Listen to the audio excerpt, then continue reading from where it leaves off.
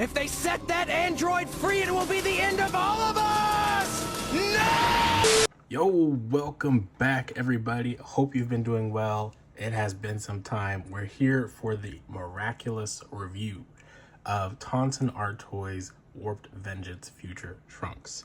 This has been a highly anticipated figure for a lot of people this last, I mean, we've known about it for about, almost 2 years?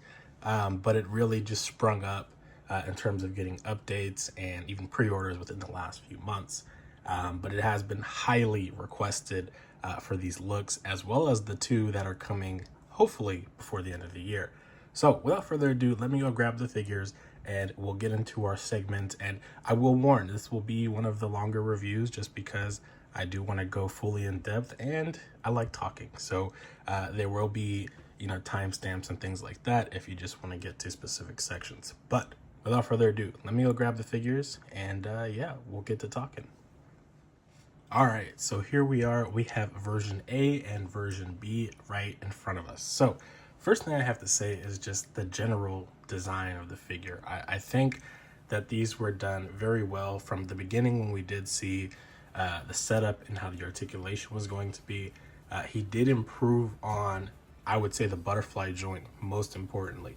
There's so much more range within this figure that I think you get more than some of the traditional SH Figuarts, which very impressive, I have to say. Obviously, he's had a lot more time to work on it, refine, and focus on one or two figures and kind of enhance those upon each other as time goes down. But still, the work put into it, I think, is just amazing. And honestly, the amount of accessories you do get for the price is still well worth it. A lot of people will say, well, it's a third-party figure, you shouldn't have to pay that much. I mean, this to me is not on the quality of a third-party figure. It may have some imperfections, but it most certainly has the feel of an official figure. It has the design quality of an official figure, and it plays just really well. And this is just something that you would have never thought to see really ever. I mean, the third-party space, as I keep saying, and many others will say, it's growing. It is not just simple bootlegs and KOs that are poor quality that you may want to use for spare parts, etc. No, this space is ever changing and growing at this point to where, I would be surprised if these companies didn't just try to acquire some of these people, because they're putting out work like this. And honestly, this is the type of stuff that you want to see officially in more of a greater capacity. And obviously, these being third parties, they're going to be limited to some degree. So, you miss out. You're paying $100 more for them or whatever than necessary, right? But anyways, talking more about them up close, I mean, look at this. At first, I did think that this was going to have more of a magnetic back to it, but the straps of the sword belt right here is actually magnetic on one side, showing right here. So I'll pop it off. It's still attached at the top right there through a little slit, but if you just move it up like that, it stays on with the magnet. Pretty tough, pretty cool. I love that. And for this trunks right here, this is obviously, if you're wondering what the differences mainly are between both of them, you have your anime and manga variants, and the colors obviously on the manga are going to be a lot more brighter, and the anime is more or less, and if you heard that, sorry, this is more like the actual SHF trunks we got, Boy from the Future, last year, I want to say. So a little bit more closer resemblance there in the colors of the boots and the belt and whatnot. But I think the sword sheath is actually a tad different, as well as maybe the sword itself, not having that golden kind of emboss over it. But we'll get into comparisons a little bit later. So I do want to go over all of the accessories, and this is where it might take a little longer than I thought, but we are going to go through all the accessories between both of them. So starting, I am going to just briefly talk about this jacket here. So this jacket is actually a little bit of soft plastic. It's not totally soft plastic in the sense that, you can bend it without it breaking or having a seam, mess with it, but it is a little bit flexible and I can move the arms, and you may hear a little bit of squeaking, and we can talk about that in a second too. but I can move the arms up and kind of, you know, mess with that a little bit, and it's not going to break or anything like that. So I do appreciate that a bit. As far as actually putting them on, you do have to put them in here to the slot for the peg. And let me just do that really quick without breaking it while trying to reach across and also record at the same time. There we go. All right. So you take the actual forearm off piece here, and it's actually pretty simple to do. I do like the way that these were designed. It obviously is a little bit different than you're used to, but they do slide off just fine. And all you have to do is match it up to the peg hole in there, and you do that, and you snap it in, just like so. So pretty simple there, nothing crazy going on. It is a very cool accessory. I know some people do prefer to have a soft goods version. Personally, I don't care for soft goods on everything. It's cool, but it's not necessary on every product. I think this is perfectly fine, especially if you're the type of person to leave things in a display, not mess with them. Perfect piece right here. It's like a statue that you can change up anytime, right? So let me go ahead and grab the other accessories, and we'll get into the rest of this section. We do have the actual kind of, I guess you could say, blade accessories. Off the top of my head, I can't remember the name I'm looking for, but you know how the Goku kit, Goku effect kit, has all those different type of punching, kicking, slashing type of effects. You have those here. This is a long one. It does have a clip piece that actually attaches to a stand for the long piece here. And for this one right here, it actually is a lot more bendy and soft plastic-like, and you just slide the sword in through there. I do have it already displayed, so let me go grab the other one so you can see what that kind of looks like. All right, and here is the actual effect applied to a figure. As I said, all you have to do is slide that top piece in through the sword. And on the other version of it, which comes with, I believe, version 05B, this version here, it did leave a little bit of residue on the blade that I wiped off. It was relatively easy to do, but if that's something that bothers you, I guess just be cautious about that. But yeah, there is a stand piece that's included in each package that you can snap in there for the actual slash effect.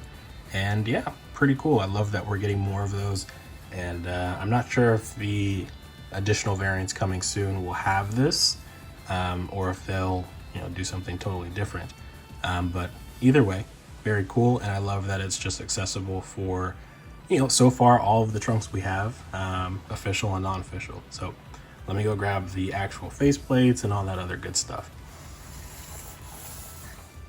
Now, for the base head, you are going to be getting a windy set of bangs. It isn't changed with the actual back of the hair sculpt, but I don't think that really matters for a lot of people. I haven't seen anybody complain about it personally.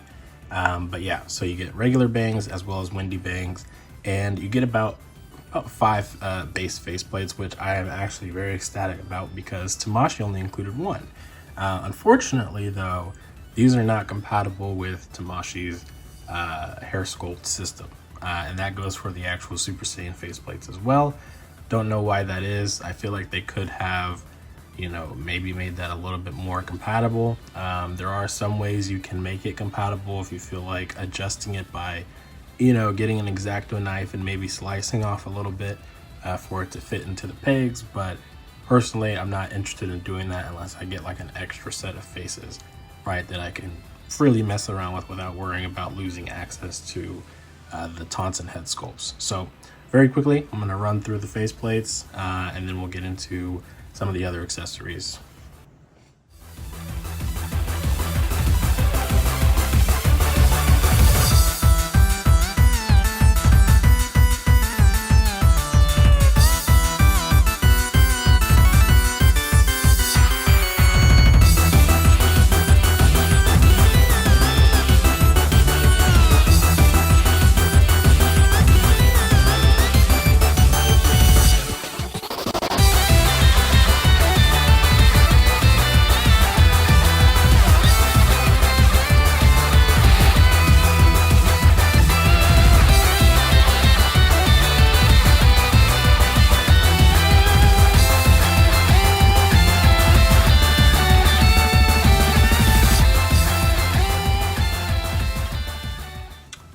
really quick, you may be wondering, you haven't shown any of the hands off yet. So very quickly, let me just grab the tray here just to keep this nice and simple. So we have Ki Blast hands, we have the sword sheath holding hands, which I don't know if they are intentionally like this or not, but they're actually pretty hard to get the sheath to stay on the actual hand.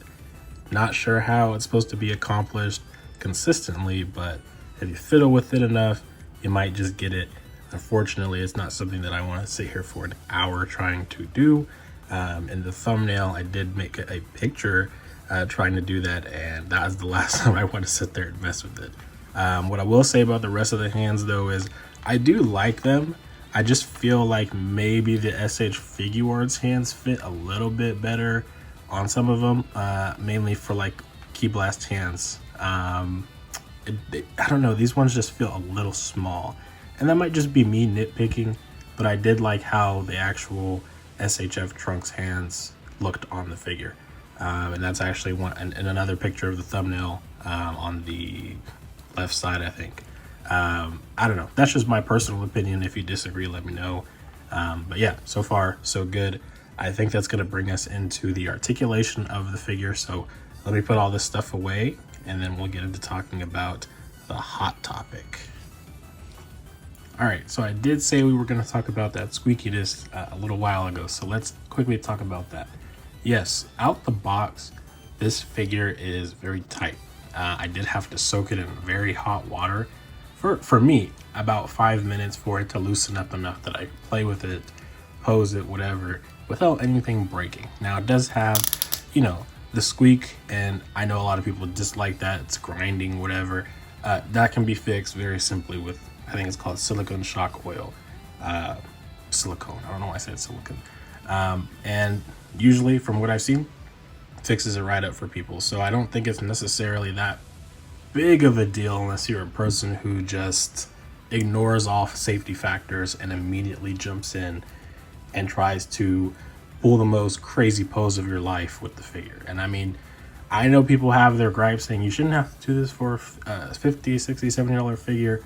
Unfortunately, nothing is perfect in this world, both officially, unofficially.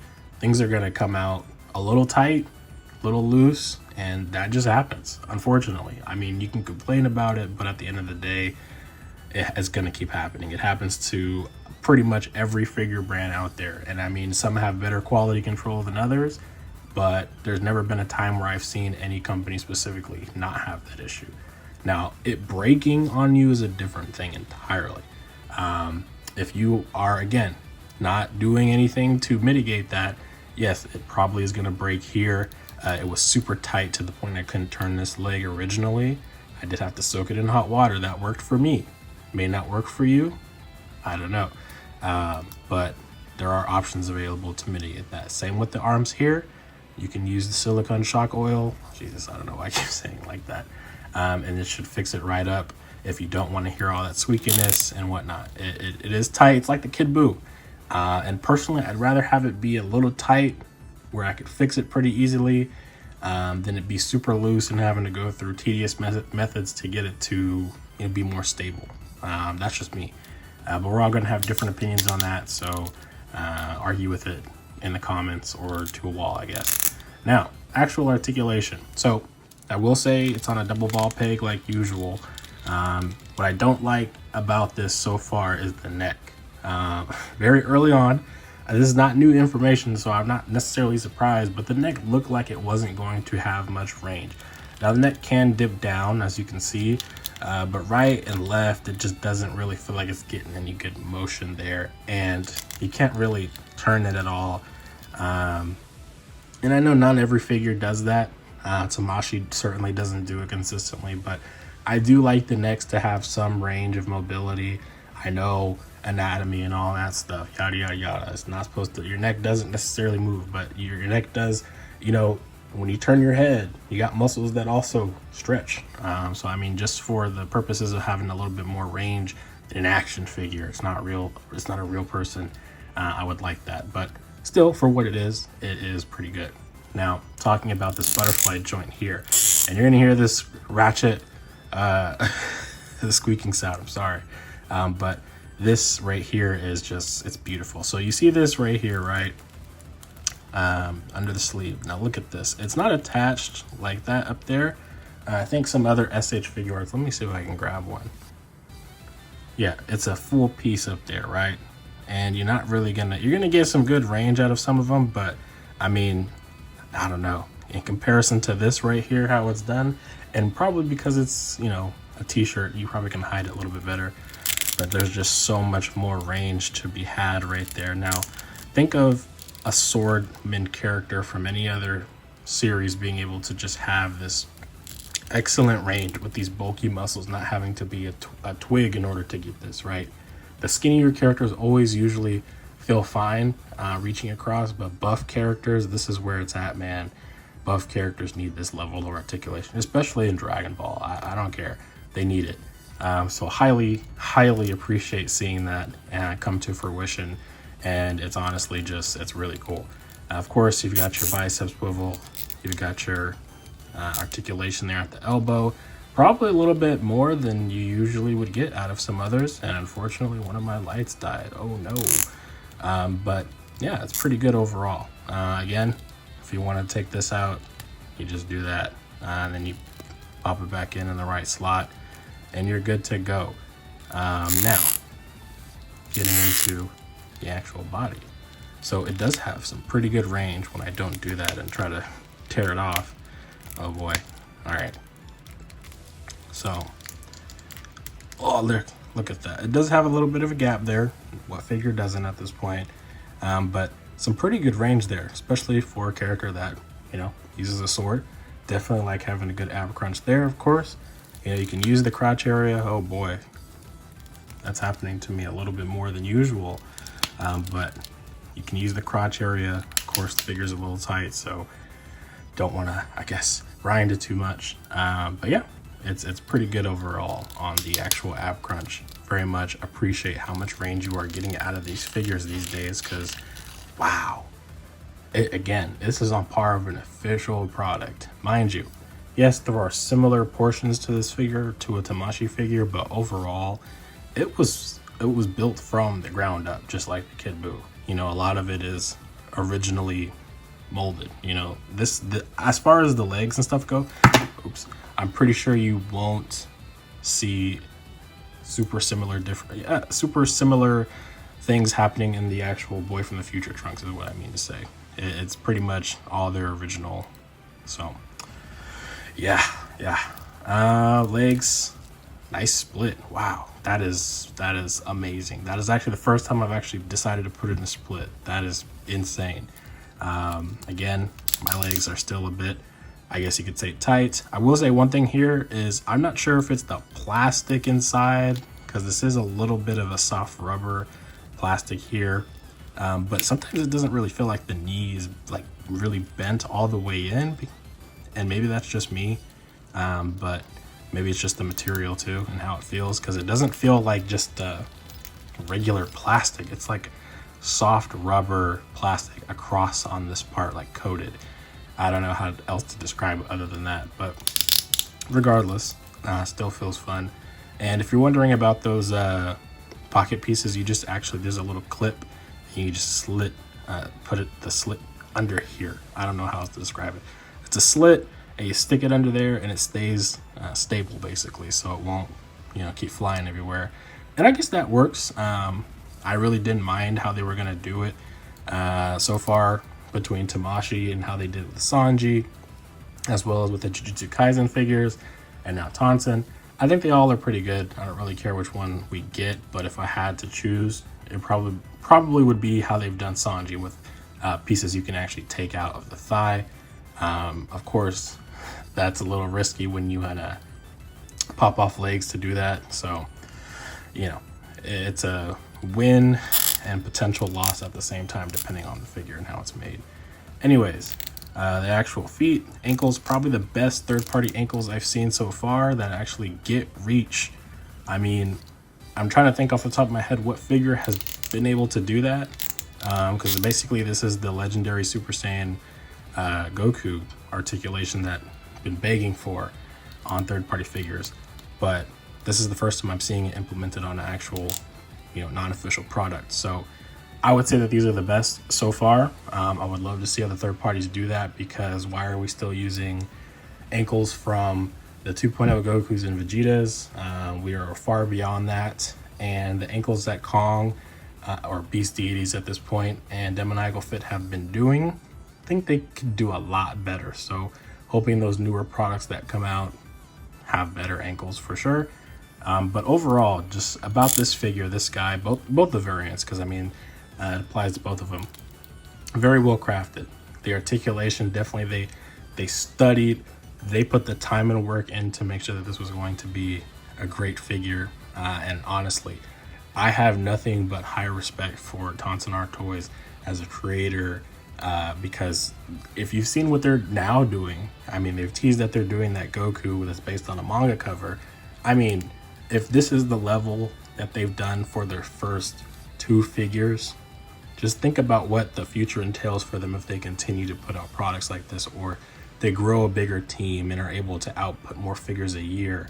Just think about that, right? Like, they could be doing so many crazy things, and I don't want them to just hopefully stay limited to Dragon Ball Z stuff that is officially going to come regardless. I know a lot of people cry for Janemba or Gogeta or this and that. It's going to come officially, and then third parties are in turn going to also copy, steal the molds, whatever, and make products. I would love to see creators like Tonsen, who are making unique things this good, continue to make things that are unique that will never be made into figures. So with that, I think I'm gonna get a couple of figures. We'll do a height comparison, because that is a pretty big topic as well with this figure, and then we'll get into our conclusion and close off. All right, so I've got a couple of SH Figuarts here. I've got a Demoniacal Fit Goku, and we've got the TonsenArtToys Trunks. So obviously it's known that Goku is supposed to be taller than Trunks, and unfortunately, I think it's a little hard, because SH Figuarts and Tamashii, they've changed the scale of the figures. For example, I'm pretty sure that this Boy from the Future Trunks is actually either just as tall, if not a little bit taller, than the 2.0 Gokus, for example. The legendary Super Saiyan Goku, a little shorter than your average 2.0. So it's a little hard to say that there's a scale to follow when even Tamashii, and unfortunately another light died, oh my gosh. But it's hard to say, when Tamashii is not necessarily following suit either. So, I mean, Tonsen, I think, still made a great figure. Will it fit in your displays and in poses? It definitely will fit just fine. But if you're the type of person to worry about how it feels next to another figure just in a vanilla pose, then yeah, it's probably going to be noticeable, and it's really up to you how much you care.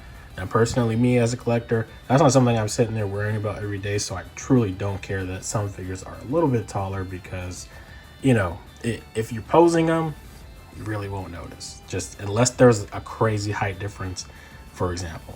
But yeah, overall, I mean, the figures still are cool. Definitely going to be fun to see some cool photos, figure photography from various people.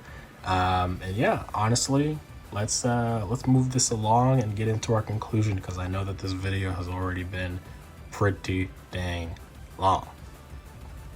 All right, so we've hit the conclusion of this review. I do have to say, I think the figure is well worth it. It is a third-party figure. I know a lot of people have their morals about, oh, you shouldn't buy third-party, yada, yada, yada, or materials being poisonous or whatever. I mean, honestly, everything plastic it's an unknown territory. I know that people have their feelings about it, but at the end of the day, I mean, there's far worse to be worried about.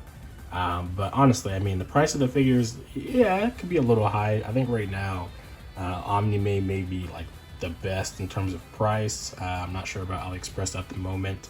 But yeah, for like $67, $70, I do think you're getting well worth the value. You're getting a whole set of hands. You're getting about, what, 10, 12 total faceplates or something like that.